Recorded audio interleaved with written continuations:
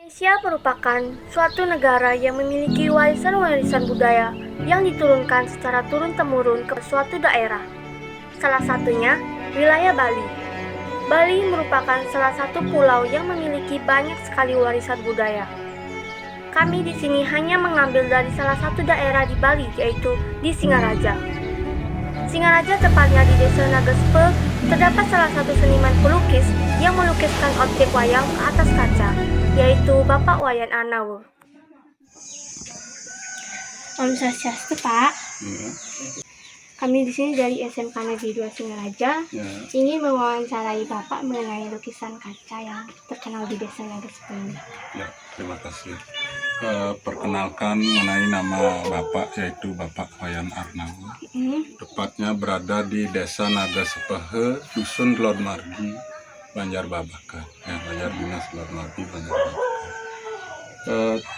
Saya mulai menekuni lukisan kaca sejak tahun 1980-an, yaitu sejak di bangku SD kelas 5. Wah, ternyata Bapak Wayan Anawe sudah memulai melukis lukisan kaca dan menekuni lukisan tersebut sejak di bangku SD di tahun 1980. Mengenai asal-usul daripada lukisan wayang kaca yang ada di Nagespe, sesungguhnya adalah pelopor sesepuh yang bernama Jero Dalang Diah, kakek tiang sendiri, yang termasuk generasi keempat, generasi ketiga daripada Jero Dalang Diah. Jero Dalang Diah kelahiran pada tahun 1909. Beliau selain sebagai dalang pada tahun 1927, suatu hari kakek tiang Jero Dalang Diah didatangi oleh seorang pecinta wayang yang bernama Wayan Nitya. Wayan Nitya ini membawa lukisan pada saat itu ditemui kakek tiang dalam keadaan membuat wayang kulit waktu itu 1927. Jadi Jero Dalang Diah selaku kakek dari Bapak Wayan Anawe. Selain itu, Pak Wayan Anawe adalah keturunan yang keempat. Jero Dalang Diah merupakan dalang dari tahun 1927, di mana pertama kali ia ditemui dengan keadaan sedang membuat wayang kulit oleh seorang pecinta wayang, ialah Bapak Wayan Nitya. Lalu Wayan Nitya membawa lukisan Jepang yang berobjek berbusana kimono, lukisan buatan Jepang. Lalu Wayan Nitya bersikeras untuk membuat lukisan wayang kaca, gitu. Namun kakek tiang pada saat itu langsung menyanggupi lukisan buatan kimono itu. Ini merupakan awal pertama kali Jero Dalang Diah mendapatkan sebuah permintaan dari Wayan Nitya untuk membuat sebuah lukisan wayang kaca berobjek berpakaian kimono. Tanpa disadari, Jero Dalang Diah mampu menyelesaikan lukisan wayang kaca tersebut. Namun, di hati kakek tiang sempat terkejut melihat bagian lukisan kaca yang latarnya terbalik. Lalu kakek tiang mengamati lukisan kaca buatan kimono, lukisan Jepang. Kok ada lapisan tumpukan warna gitu. Lalu dikelupaslah bagian warna, ditemukanlah bagian coretan hitam yang terlukis wajah kimono. Kakek tiang mencoba dengan menggunakan jelaga atau mangsi.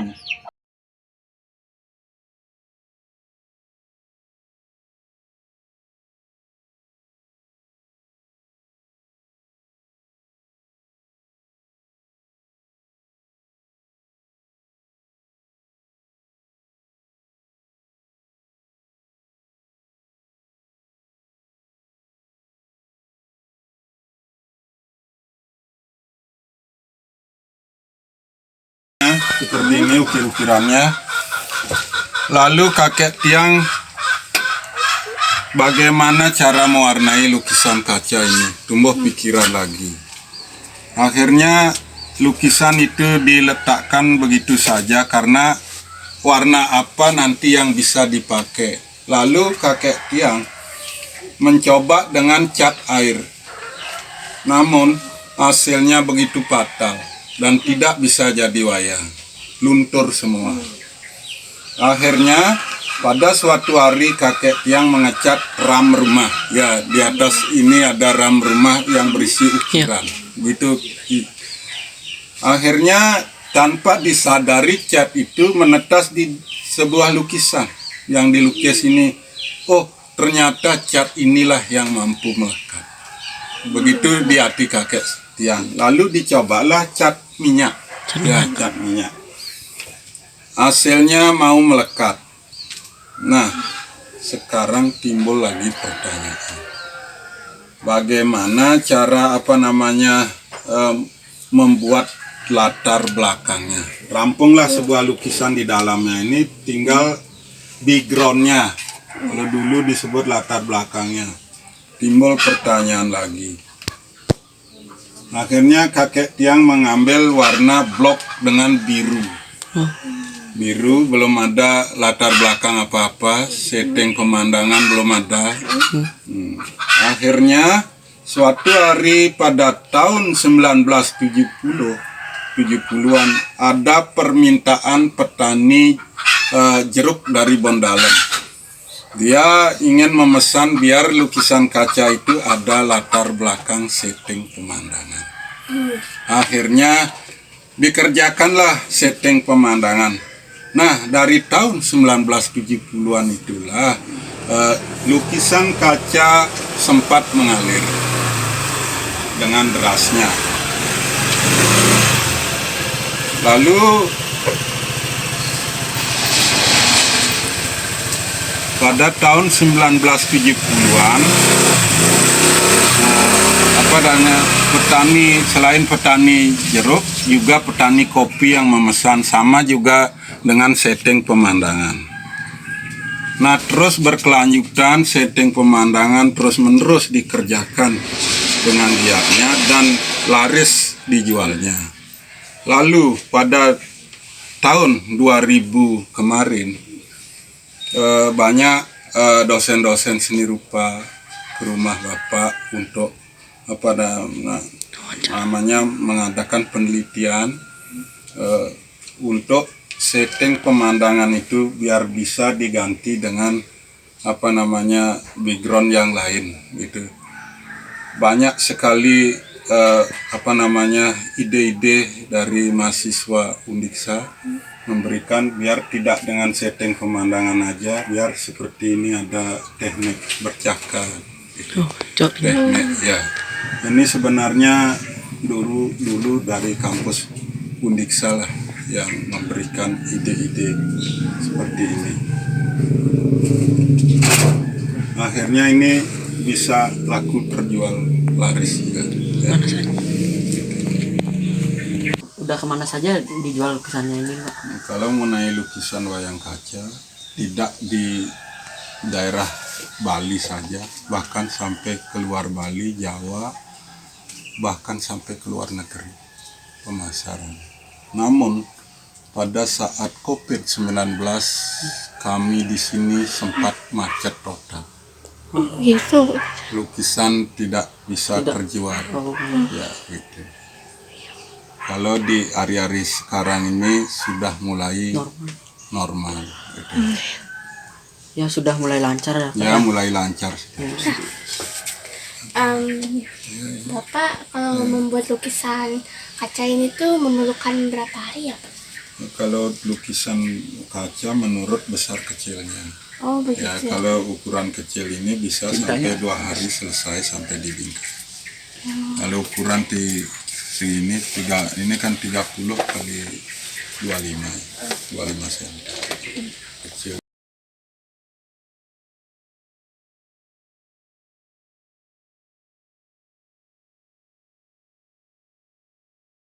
Ukurannya bisa 2 hari. Kalau 1 meteran, misalnya 1,25 meter kali 75 cm itu berkisar 1 minggu selesai. Pak, kalau misalkan lukisan kaca ini dijual tuh harganya berapa ya Pak? Yang mana? Yang kecil atau yang gede? Oh, yang gede ada 40-60 ada juga di dalam itu. Sampai berkisar 5 jutaan yang gede. Nah, kalau 40-60 2 juta. 40-60 cm, kalau itu 2 juta. Besar nih Pak ya. Ya.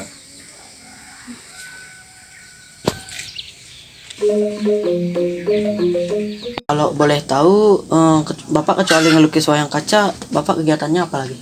Membuat wadah batik. Oh, Wadah batik, wayang kulit, oh. Wayang kulitnya tuh dibuatnya pakai apa Pak? pahat. Pahat. Ya.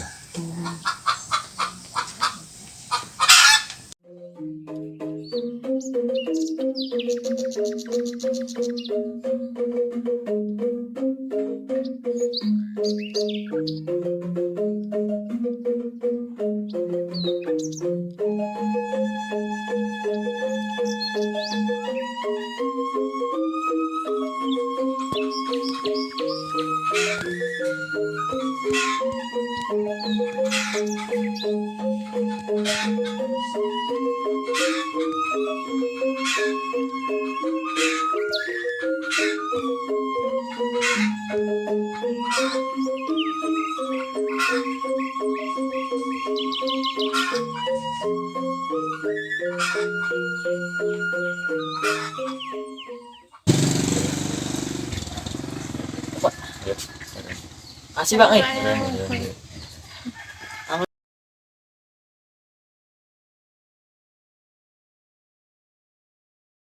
So that's all from the video. We will close with. Nah, itu tadi merupakan penjelasan yang diberikan oleh Bapak Wayan Anawe mengenai lukisan wayang kaca Naga Sepe. Apabila ada salah kata, mohon dimaafkan. Semoga video ini dapat memberikan banyak sekali informasi mengenai lukisan wayang kaca Desa Naga Sepe. Sekian dan terima kasih.